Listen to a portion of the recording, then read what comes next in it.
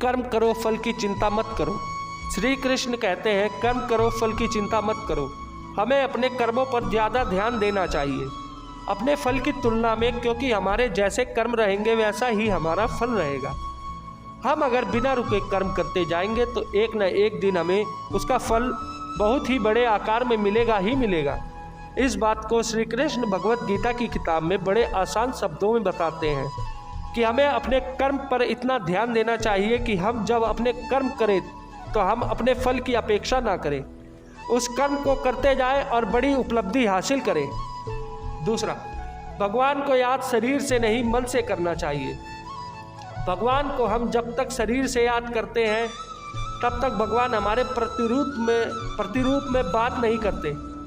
जब तक हम ईश्वर को अपने मन में बसाकर उन्हें सच्चे दिल से याद नहीं करेंगे तब तक भगवान खुद हमारे प्रत्यक्ष नहीं आएंगे, क्योंकि भगवान सिर्फ उन्हीं लोगों के साथ रहते हैं जो उन्हें सच्चे दिल से उन्हें मानते हैं, उनका आदर सम्मान करते हैं। इसलिए श्री कृष्ण अर्जुन को बताते हुए कहते हैं कि अगर भगवान को सच्चे मन से याद करते हैं तो भगवान हमारा साथ जरूर देते हैं, हमारे अंदर एक सकारात्मकता भर देते हैं और एक नई ऊर्जा का निर्माण करते हैं, जिससे हम अपने जीवन में सफलता के मार्ग पर खड़ा हो जाते हैं।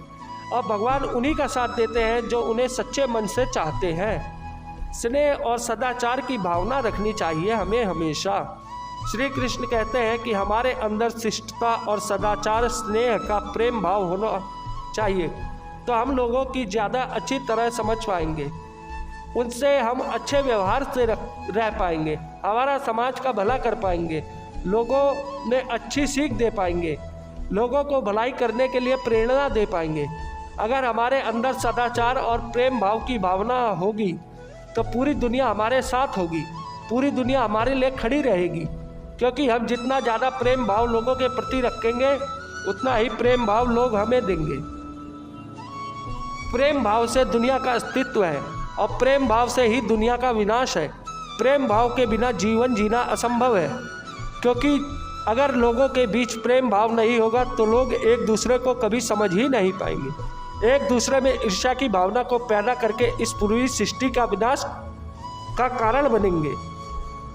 क्रोध पर नियंत्रण करना। दोस्तों, श्री कृष्ण कहते हैं कि क्रोध को पी जाना ही बेहतर है, क्योंकि हमें क्रोध जब आता है तो काफ़ी सारी नुकसान कर देता है। गुस्सा हमें आता है पर उस गुस्से को हम उतारते किसी और व्यक्ति पर हैं, जिससे दोनों के मध्य बुराई की भावना उत्पन्न होती है। इसलिए श्री कृष्ण ने क्रोध को बहुत ही खराब माना है और कहा है कि व्यक्ति को क्रोध नहीं करना चाहिए। उसको अगर किसी बात पर क्रोध भी आ रहा है तो उस बात को वह शांतिपूर्वक सुने, समझे और उस परिस्थिति को देखकर उसमें सुधार करे, ना कि क्रोध करे। क्रोध एकमात्र ऐसा जरिया नहीं है, क्रोध से कुछ भी हासिल नहीं होता, ना ही कुछ सुधार होता है। क्रोध से सब कुछ बर्बाद ही होता है। इसलिए क्रोध ना हम कभी करें और ना करने दें। इस बात को अगर जीवन में अपना लिया तो आप लोगों को कुछ नए नज़रिए से देखेंगे, जिससे एक नई ऊर्जा उत्पन्न होगी और इस ऊर्जा से आपके जीवन पर बहुत ही गहरा प्रभाव पड़ेगा और आपकी ज़िंदगी काफ़ी हद तक निखर कर सामने आएगी। 5वां, मिट्टी से बने हो, मिट्टी में ही मिल जाओगे। श्री कृष्ण ने क्या खूब कहा है कि हम व्यक्ति एक कठपुतली है जो कि आते हैं इस दुनिया में और चले जाते हैं। उनके ना तो आने का समय निश्चित रहता है और ना ही जाने का समय निश्चित रहता है। एक सीमित समय के लिए आते हैं और इस दुनिया से चले जाते हैं। इस बात को श्री कृष्ण अपनी इन पंक्तियों में कहते हैं कि व्यक्ति मिट्टी से ही बना है और वह मिट्टी में ही मिल जाएगा। उसका अस्तित्व इतना ही है कि व्यक्ति को लोभ, लालच की भावना नहीं रखनी चाहिए, क्योंकि ना तो वह कुछ लेकर आता है और ना ही वह कुछ लेकर जाता है। वह जिंदगी भर काम करता है और दूसरों के लिए, और मरने के बाद वह दूसरों के लिए ही सब कुछ छोड़ जाता है। इसलिए हमें लोभ, लालच की भावना छोड़कर सदाचार की भावना अपना लेनी चाहिए, क्योंकि इसी में सारे जगत की भलाई है। क्या लेकर आए थे और क्या लेकर जाओगे?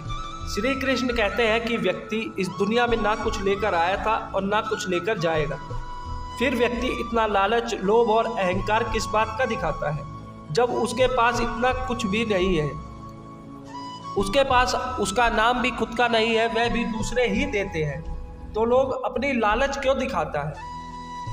व्यक्ति क्यों भूल जाता है कि वह इस दुनिया में कुछ लेकर नहीं आया था और ना ही कुछ लेकर जाने वाला है, पर वह लोगों में बुराई पैदा करता है, लोगों को नुकसान पहुंचाता है, इस जगत के स्रोतों का गलत इस्तेमाल करता है, पर वह यह भूल जाता है कि वह कुछ लेकर जाने वाला नहीं है, सब कुछ यही छूट जाएगा।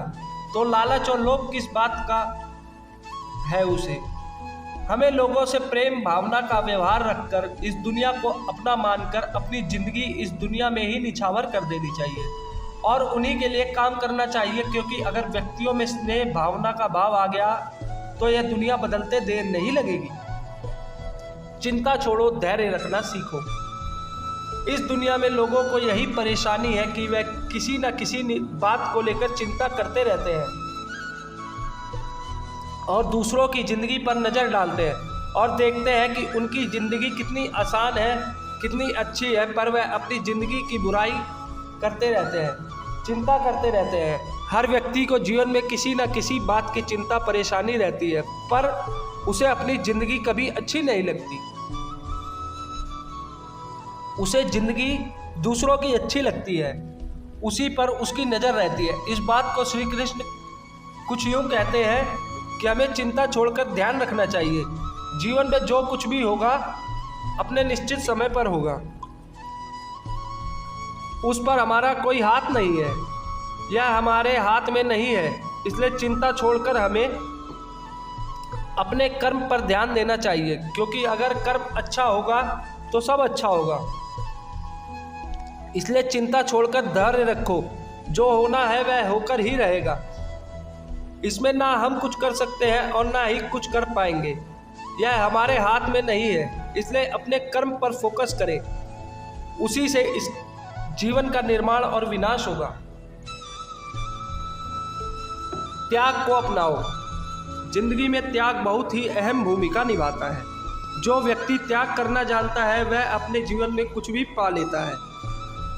जिसकी वह इच्छा रखता है वह ऐसे मुकाम पर पहुंच जाता है जहां पर कभी जाने की सिर्फ सोच करता था।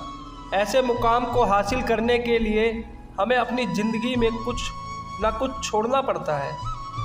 हमें अपने ऐशो आराम और अपनी रोज़मर्रा की ज़िंदगी को छोड़कर कुछ ऐसी ज़िंदगी को अपनाना पड़ता है जिसको हम कभी जीना नहीं चाहते हैं, पर उस ज़िंदगी को जीकर हम अपने आने वाली ज़िंदगी को इतना बेहतर बना लेते हैं कि हमारा पूरा जीवन सफल हो जाता है। इसलिए श्री कृष्ण कहते हैं कि जीवन में त्याग करते रहना जरूरी है। अगर हम त्याग नहीं करेंगे तो इस जीवन का कोई उद्देश्य नहीं रहेगा। जीवन में त्याग करना जरूरी है। त्याग से हमारा खुद में परिवर्तन होता है और ज़िंदगी में सुधार होता है। इसलिए त्याग करते रहना चाहिए। परिश्रम पर विश्वास रखो। श्री कृष्ण कहते हैं कि हमें अपने परिश्रम पर विश्वास रखना चाहिए। अगर हम अपने परिश्रम पर विश्वास रखेंगे तो हमें कभी हार का सामना नहीं करना पड़ेगा। अगर हम अपने कर्म परिश्रम मेहनत पर अटूट विश्वास रखकर उसे कायम करेंगे तो हमें उससे बहुत अच्छे परिणाम मिलेंगे।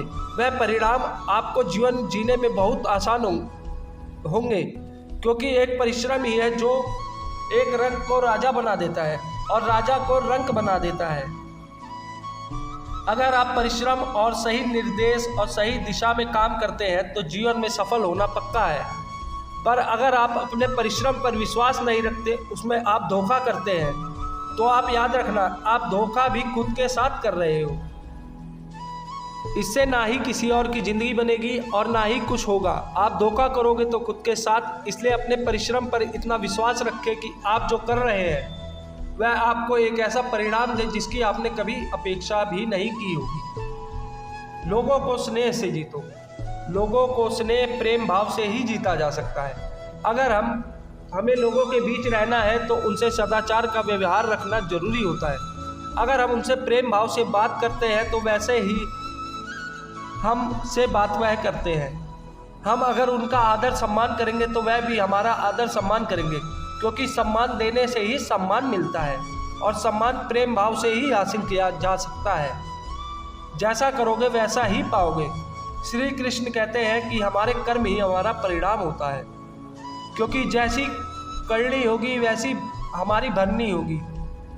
जैसा हम कर्म करेंगे वैसा ही हम पाएंगे। अब ऐसा ही हम भरेंगे। हमारे कर्म हमारे कल को दर्शाते हैं। हम एक दिन के कर्म करने से कोई महान व्यक्ति नहीं बन जाएंगे। हमें अपना कर्म लगातार करते रहना पड़ता है और सफल होने के बाद भी, अच्छे परिणाम आने के बाद भी उन्हें लगातार करते रहना पड़ता है, उन्हें कायम बनाने के लिए। क्योंकि एक सफल व्यक्ति को सफलता तभी मिलती है जब वह उसकी कदर करना सीख जाता है, उसे कायम रखना सीख जाते। अगर व्यक्ति सफलता को कायम रखना नहीं सीखता है तो वह सफलता उसके पास कभी नहीं आती। इसलिए श्री कृष्ण अपनी आसान पंक्तियों में कहते हैं कि आप जैसा करोगे वैसा ही पाओगे। इसलिए आपने कर्म को इतना मजबूत, इतना सदाचार और शिष्ट भरा बनाइए कि आप सब कुछ हासिल कर पाए जिसकी आप चाह रखते हो। धर्म अपनाओ। श्री कृष्ण कहते हैं कि धर्म को अपनाना हमारे अस्तित्व में है, वही हमारी पहचान है। हम अपने धर्म को पहचान जाते हैं क्योंकि हमारा जितना अच्छा धर्म होगा उतनी अच्छा हमारा आचरण होगा। अपने आचरण को सुंदर बनाने के लिए हमें अपने धर्म को और भी बेहतर बनाना पड़ेगा। हम अपने धर्म को मानते हैं पर उन्हें अपने जीवन में उतार कर अपना कर नहीं देखते हैं। जब तक हम अपने धर्म को अपने जीवन में नहीं उतारेंगे तब तक हम में कोई बदलाव नहीं आएगा, और जब तक जीवन में बदलाव नहीं आएगा तब तक आप सफलता के रास्ते तक नहीं पहुंच पाओगे। हर व्यक्ति चाहता है कि वह सफलता हासिल करे, पर वह अच्छी बातों को नहीं अपनाना चाहता। पर आप अगर सफलता के मार्ग पर जाना चाहते हैं तो आप जिस धर्म से हैं उस धर्म को अपनाइए, उसे मानिए, उसकी किताबें पढ़िए ताकि आपको उसके बारे में और ज़्यादा ज्ञान मिल सके, ज़्यादा आप जान सके। सकारात्मक रहो। श्री कृष्ण कहते हैं कि हमारी सकारात्मकता हमारी बातों और हमारे काम करने के तरीकों से झलकती है। जितना हम सकारात्मकता से अपना काम करेंगे उस काम को सफल होने की उतनी ही संभावना उतनी ही अधिक बढ़ जाएगी। एक सकारात्मक व्यक्ति हर एक स्थान पर सम्मान पाता है। उसकी सकारात्मक बुद्धि उसकी बातों से प्रतीत होती है और अपनी बातों से लोगों का वह मन मोह करना जानता है। सकारात्मकता अगर काम में आएगी तभी वह काम सफल होगा। नकारात्मकता हमें हमेशा हार का सामना करवाती है। इसलिए सकारात्मकता रखो और काम करते रहो। आत्मा अमर है। श्री कृष्ण ने क्या खूब कहा है, आत्मा अमर है। यह हमारा देह एक रेत के समान है जो आखिरकार मिट्टी में मिल जाता है, पर हमारी आत्मा अमर है और ना इसका कोई अंत है ना ही कोई इसका मरण। हमें कोई भी हमारे शरीर को मार सकता है पर हमारी आत्मा को कोई नहीं मार सकता। वह कभी नहीं मरती।